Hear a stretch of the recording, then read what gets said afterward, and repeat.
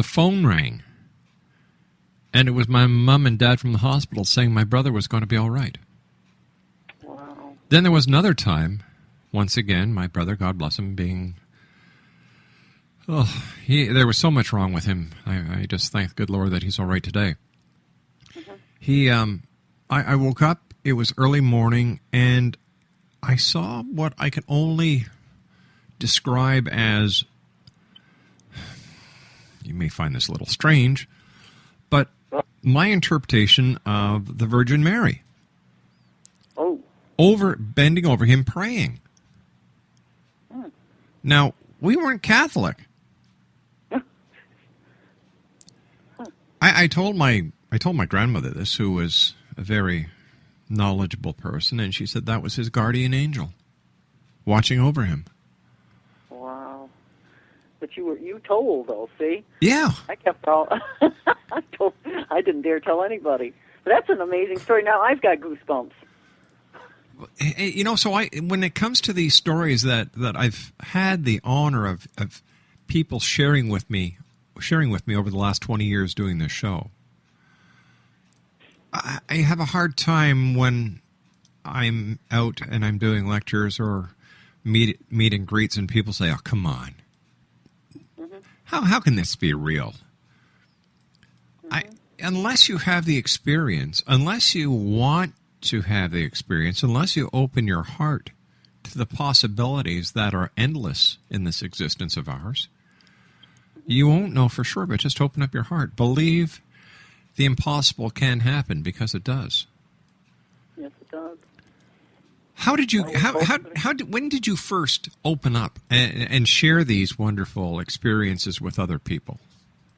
Well, it wasn't until, I think recently, actually, because, you now have such a proliferation of shows on television. Mm-hmm.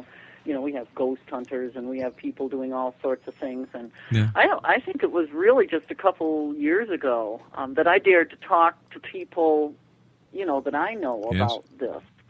And a lot of them do that thing. They look at you like, what?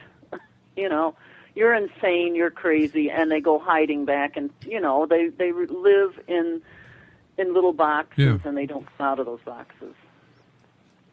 How do you feel about sharing your stories with people who are willing to listen and who are willing to believe? Oh, I love it. That's why I love being able to be on a show like this. It's just a soul freeing experience, and I'm hoping that what it does is helps other people.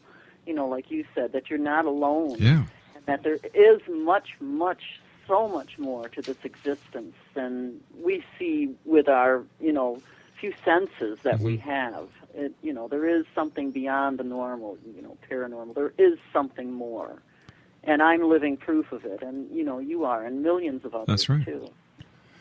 We are no longer the silent majority. No, and that's good. It's great. It's a wonderful thing. It is great. Let me ask you something. Do you believe in reincarnation? Oh, yes. I do, and that's something that didn't come to me until, I say life falls into certain areas where, you meet the people that you need to meet to have the experiences that you are going to have. And I came upon reincarnation back in the early 80s. I met a woman at my work, actually, who looked at me and started talking about being an old soul and so forth and so on. And then after that, I started to have the most vivid dreams, dreams of places with beautiful gardens and pyramids and loving people. And it was I did not know the name of this place, but anyways, at the time, simultaneously, I had decided that I had needed to go to a counselor at one point because I was having some issues with my mother and things of that nature that I needed to iron out. So I went to a local establishment, and I went into this room and talked to this man, and I don't know how we did, but somehow the conversation segued away from whatever I needed the counseling for. That became secondary. The thing that we started talking about was, his ghostly experiences he'd had and so forth, and I was totally amazed at that. And then he said, I would like you to come to my office because, and I'll never forget his words to me, no one comes to me by mistake, Marilou. And I didn't quite know what that meant until I got to his office and I sat down on the couch and he said, I want to talk to you about your way back past. And I didn't understand again what he was talking about. He said, reincarnation, Marilou, past lives. We can't all get it right in one lifetime. There is no way we can do it. Now, of course, in my mind, being the fine, upstanding Catholic girl, we weren't taught to believe in this stuff. Right. This was way outside the realm of anything I had ever dealt with. And he said, listen, I know that you're an old soul. Now, that's the second time I've heard that in about a month's time. And he said, and I would dearly love to do a regression session with you. I instantly trusted this man, but yet I needed to know if he had the credentials to do this, and I checked that out, and yes, he had all these things on his wall. He was a certified hypnotherapist, he was a social worker, and all this kind of thing. So I said I would give it a try, but if I didn't like it, please could we stop? Okay, fine. He lit a white candle on the table, and he got out a tape recorder. He said, I'm going to record some of this, if you don't mind. Sure. And then he said, you can close your eyes, keep them open, but relax, and you're going to hear the sound of my voice only, and hold on to my voice because it's your link and everything to this side of the realm where you're going. So he started counting backwards from 10, and I can't really describe this. Once again, this is like what you said before. Unless you've gone through this past life regression, you don't understand what the feelings are. But the best way that I can explain it, it's like the feeling of being asleep and dreaming, but you're awake and experiencing. It's like having your feet in two different worlds. The scenes in front of me, I felt myself in the scenes, every nuance, I could smell the smells, feel the sun on me, all those kind of things. And we went through a great many things. There were many other sessions after this. I was totally amazed. At one point, I spoke in a language. I believe he said it must have been Old Welsh. I have no idea how to speak Old Welsh.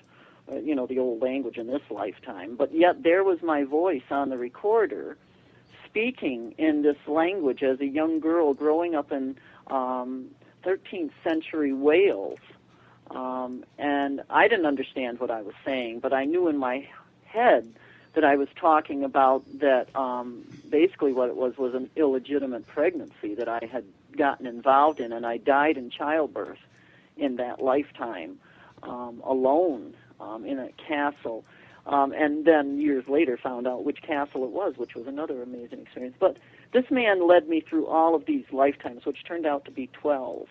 And I tell you, one portal after another, from the time I was 4 until the present, just seemed to open up and open up. And these are things that I was totally skeptical of, never heard of, never believed in, until I experienced it. How does it feel knowing that you've lived before and in all likelihood you will live again? Well, I think it makes me realize, like I said, that I for some reason I didn't get everything right the last time, so or these other times, and with these people that I needed to interact with. But it makes you feel connected, more connected than if I didn't believe, I guess. It's just, I don't know. It's hard for me to imagine at some point. All right, if there is reincarnation, which a lot of people are extremely skeptical of, but for myself believing it, then I have to believe that somewhere in Wales or somewhere in any other country or place, there's probably a cemetery plot with my body in it from another lifetime. I mean, that was the most eerie thing. But yet to feel a connection and to know that you come back each time to learn lessons and to re-meet the people that you've had problems with, re-meet the people that you've loved, and everything. It's just a beautiful continuity, and I'm at peace with that. Do you fear dying? No, you don't feel. No, with the experiences I've had, That's one of the messages I've always wanted to get out, and one of the things that happened in another near-death experience I had. But when you come back from, like, the pneumonia thing, or I had a near-death experience in a car accident and my angel came back again, you realize that death is just a transition. Birth was a transition to get to the earthly plane. Death is just another transition. So no, you have no fear. I often use the example of death being a metamorphosis, like the caterpillar entering the cocoon. Mm-hmm. And we come out as a whole spirit. Right, and that whole spirit comes from the experiences and the hardships and the joys and the love and everything else that we accumulate through every lifetime. At least, that's what I feel for myself. And when you are totally done with your lessons, you get to go to that beautiful place, which, as I said, there was that other near-death experience I keep going back to in the car accident, where I went to heaven and was taken by my angel to heaven and came back with knowledge and understanding that everything is there. The most beautiful thing of all of it, Rob, is that love never dies. The love that you experienced in any lifetime or this one, anything, never dies. Even your pets. When I went on the other side after that and my brief journey there, all my pets were there too, which was amazing. So, tell me, did you want to come back? No, I did not want to come back from that. I really quickly, my angel took me to the other side, flew through this thing into this beautiful, once again, a meadow. So I'm assuming a meadow means something to me, a sunlit summer meadow. But all my friends, my family, my grandparents, my pets, everybody mind communicates. There is no talking, as I said. And my angel said, when I said I want to stay, I wanted to go hug my grandmother and my grandfather and my cats and my dogs. And the angel stopped me and put his hand on my shoulder, and my mind said, no, you can't touch them, and they can't touch you. You have to leave. You have a lot of other things to do. You have to teach. You have to let people know about this place. And, I was crying. I was sobbing because, my grandparents were there in the meadow, seated in chairs, and I couldn't get to them. It was like a wall. But around that meadow was that golden light, and that light was full of just unconditional love and peace and beauty. And all these people that had passed, some of them had been older, they looked, I would say their ages were no more than 35 or 40. Marilou, stand by, my dear. You and I have to take our final break. Exonation, Marilou Trask Curtin is our special guest. Her book is entitled In My Grandfather's House, a Catskill Journal. It's available on Amazon.com and from her publisher, ProStar Publications. We'll be back on the other side of this break. Don't go away.